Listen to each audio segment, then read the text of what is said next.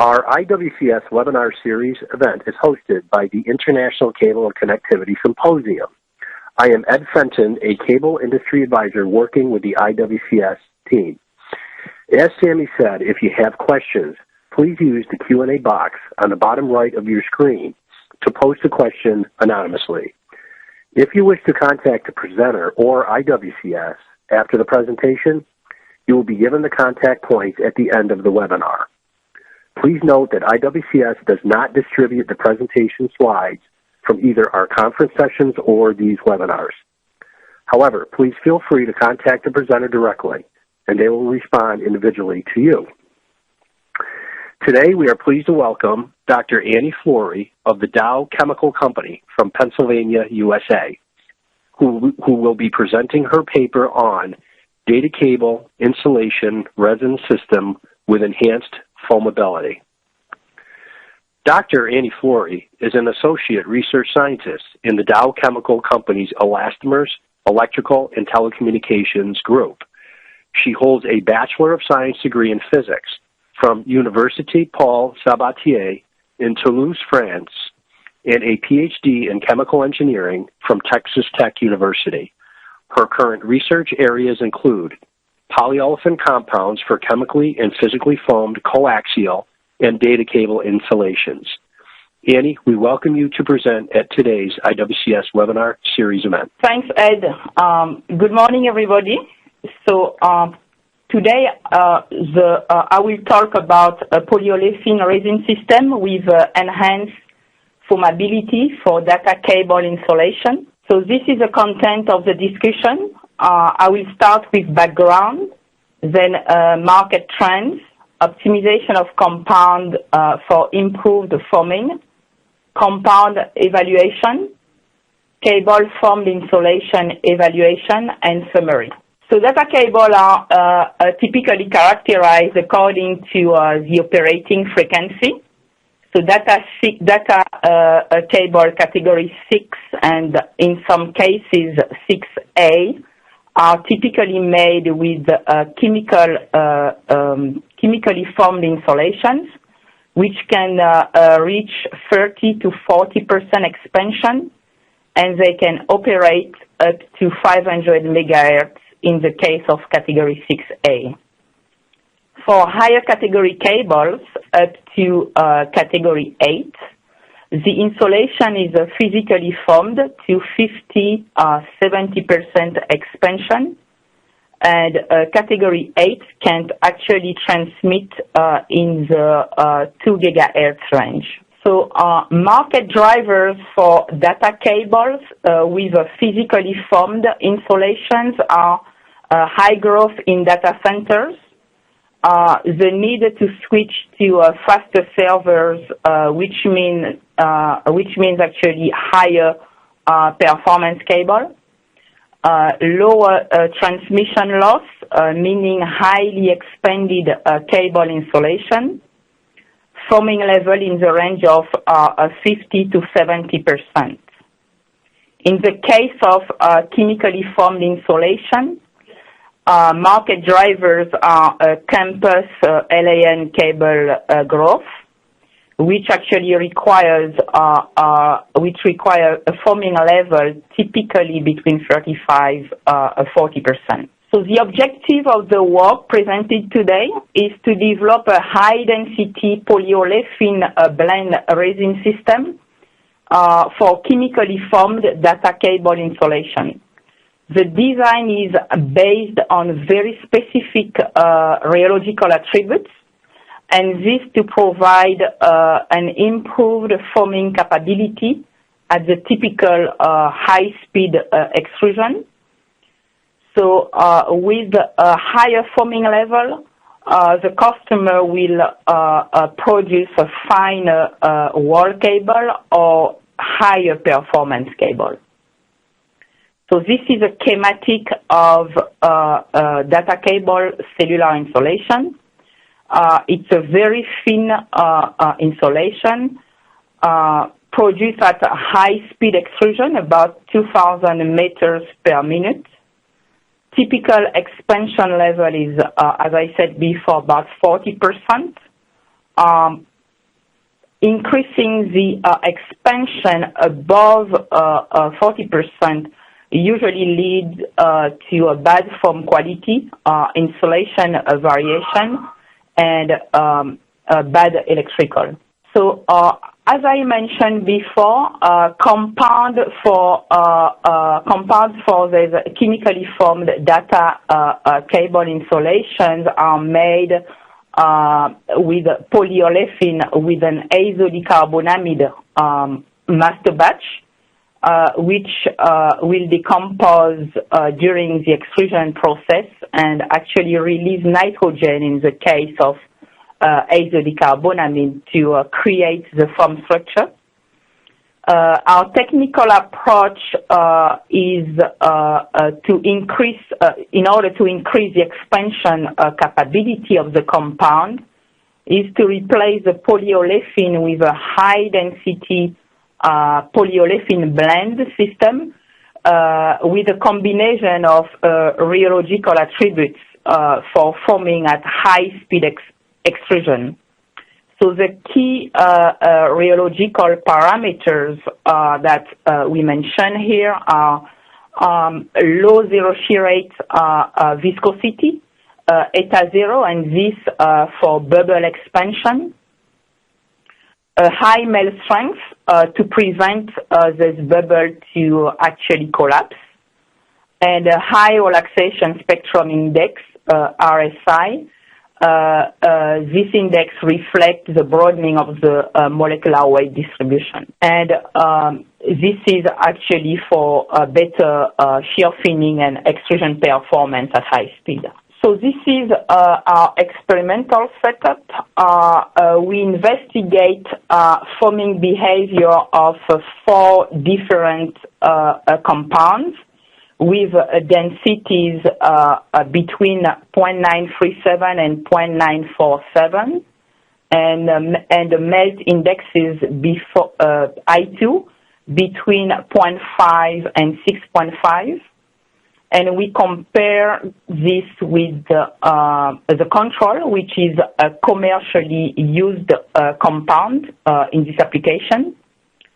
So the compounds are based on the 500 ppm of azodicarbonamide blowing agent. They are made in a Banbury mixer at a maximum temperature of 170 degrees C, and this to avoid premature decomposition of the blowing agent. In terms of testing, we did a dynamic oscillatory shear at 190 degrees C, frequency between 0.1 and 200 reciprocal seconds. RSI, so the relaxation spectrum index, is defined as the ratio of the first and second moments of the distribution of relaxations in the spectrum. And eta zero is the applied stress divided by the rate of strain in the steady state. We also measure the melt strength at 190 degrees C, and this is basically the maximum force before the melt breaks. For the wire formed insulation preparation, we use a 2.5 inches Davis standard extrusion line at 400 meters per minute. These are 800 wall thickness on a 44 gauge wire. We use an online spark tester to quantify sparks at a 2.2 kilovolt for 2 minutes. So this gives us an estimation of defects in the insulation. Expansion ratio is calculated from the foam density.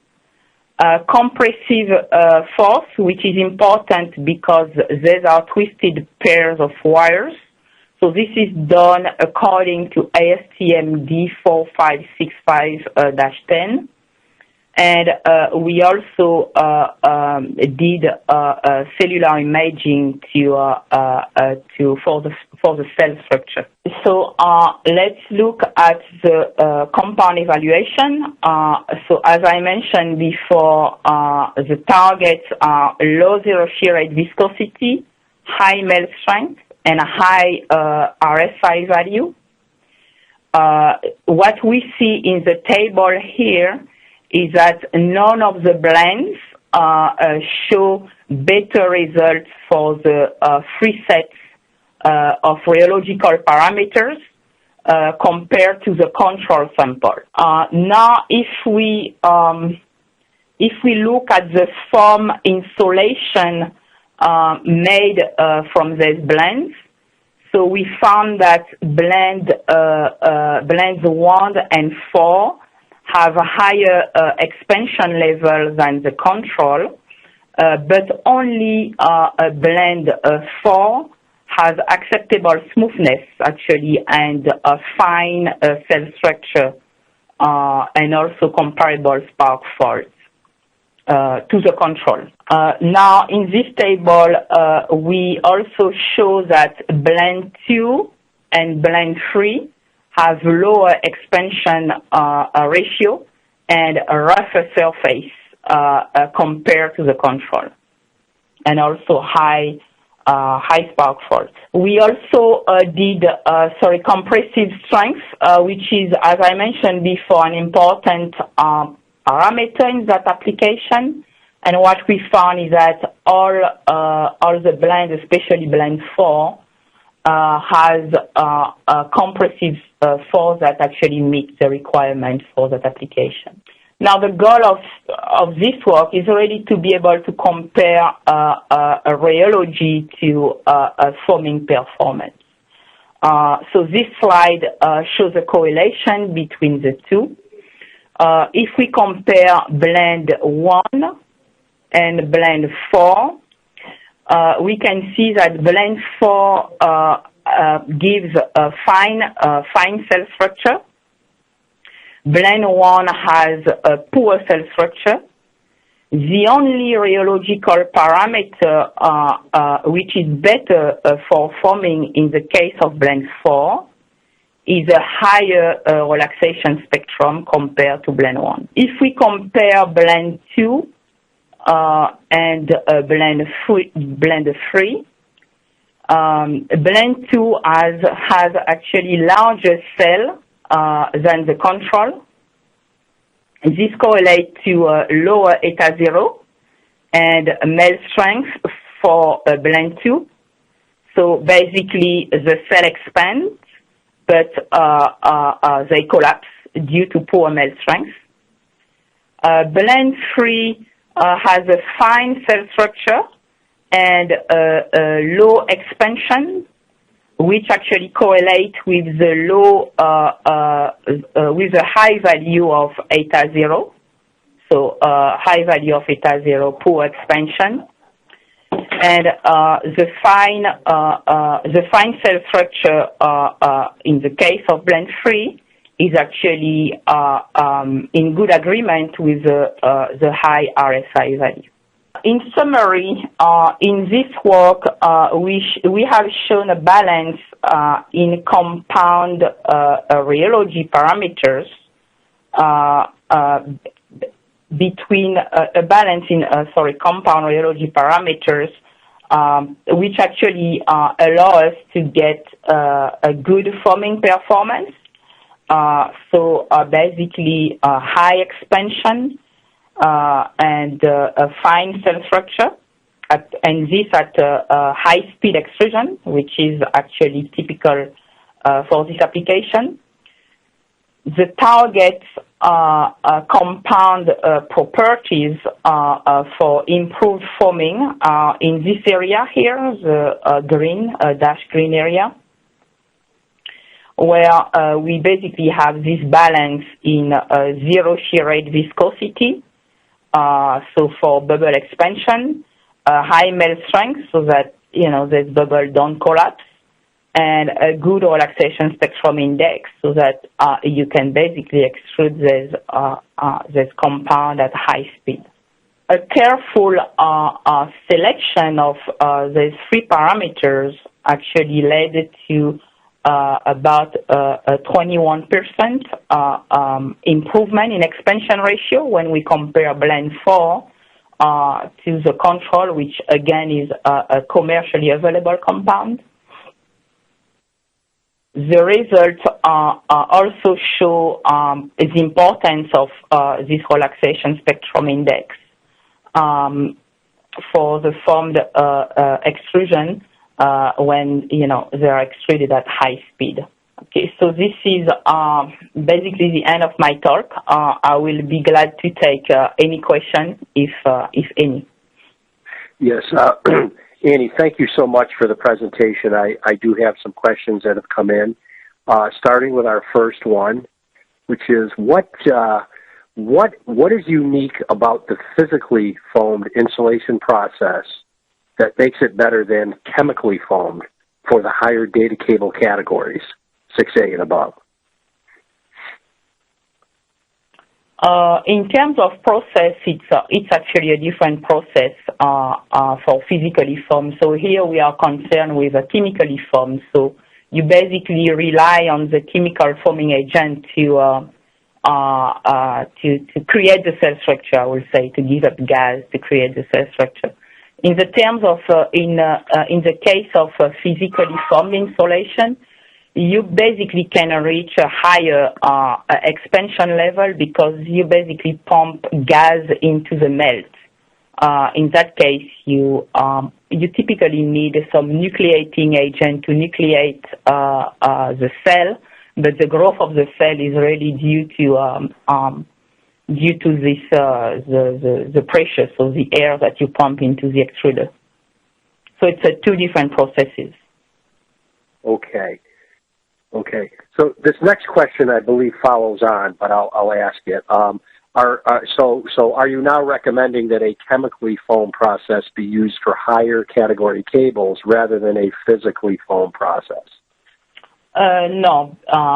Actually, what we intend to do here is to really show that for chemically formed, right? Because as you can see here, we reach a foaming level up to about 40%. For physically formed, you need for higher category cable. You need 50 to 70%, expansion. So this will not fit the high category cables. What we actually show here is that you can basically get for the low category cable, so up to 6A, you can basically get foaming level. You can push the limit of the foaming level to 40%. Okay, thank you. Next question. Is it better to have the blowing agent incorporated into the compound, or is a master batch addition acceptable to achieve a uniform cell structure? Typically, it is incorporated in the compound, but I believe that if you do some, you have a good processing and mixing at the extruder, you might be able to have acceptable foam structure, cell structure. Next question. What is the average cell size of the foam bubbles? It's in the range of 50 micrometer. 50 okay. Microns. Great. Thank you. Next. Have you assessed the impact on flame performance of the overall cable with this alternative foamed insulation? No, this has not been done. These are not plenum cable, but no, we did not do that. Next question. Do you need a skin or foam skin foam for chemical foam? There's the one that we made they have a skin. You usually this is done for adhesion for the cable. So, and a good surface smoothness. So in that case, yeah, we do have one. Okay. At this point, I see no further questions, so I will thank you, Anny, for presenting this very interesting and important topic today. Please note the contact points being shown should you wish to contact Anny after today's event. Each of these IWCS webinar presentation events are recorded and will be archived on the IWCS.org website. It normally takes up to 2 weeks for these to be posted. The IWCS webinar series will conduct presentation events on a monthly basis. Webinar events will take place on the third Friday of each month at 10:30 a.m. Eastern USA time. Our next scheduled webinar event will be on Friday, June 17th at 10:30 a.m. Eastern USA time. Each of you will be receiving an announcement for the event a few weeks prior. Please feel free to share our announcements with your colleagues so that they can join in and register as well. For over 60 years, the IWCS International Cable and Connectivity Symposium has been the recognized leader showcasing new technologies in cable and connectivity products, processes, and applications. Our next annual conference will take place on Sunday, October 2nd through Wednesday, October 5th, 2016, in Providence, Rhode Island, USA. Please visit our website at iwcs.org for more event details. In just a moment, you will see a brief survey so that you can provide us your feedback and comments on today's event so that we can further improve this webinar series for you. Thank you for participating, and this concludes today's event.